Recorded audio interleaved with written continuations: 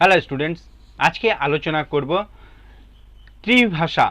ত্রিভাষার সূত্র সম্পর্কে আজকে আলোচনা করব। এটি ফোর্থ সেমিস্টার ডিএসসি এডুকেশনে পড়তে হবে। এই প্রশ্নটি কিন্তু তোমাদের প্রায় 3 নম্বরে আসে। তোমরা যারা আমার চ্যানেলে নতুন তারা চ্যানেলটিকে সাবস্ক্রাইব করে নেবে, তাহলে সবার আগে নোটিফিকেশন তোমাদের কাছে পৌঁছে যাবে। ত্রিভাষা সূত্র এটি কি?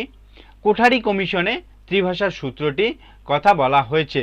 ত্রিভাষা সূত্রটি হলো 1964 সালে ডিএস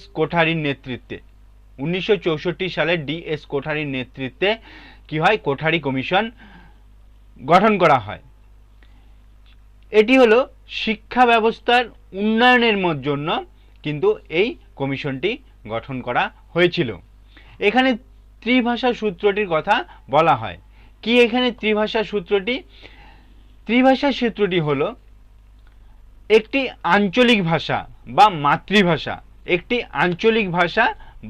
মাতৃভাষা, তার সাথে হিন্দি ভাষা এবং তার সাথে হচ্ছে ইংরাজি ভাষা।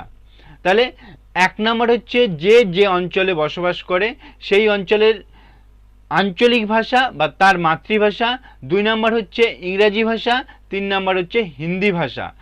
এই যে 3টি ভাষা একসাথে মিলে যে শিক্ষা ব্যবস্থা, একেই বলা হচ্ছে ত্রিভাষা সূত্র। ভিডিওটি ভালো লাগলে লাইক করবে এবং বন্ধুদেরকে শেয়ার করে দিবে। আজকে এই পর্যন্তই, পরের ভিডিওতে আবার দেখা হবে।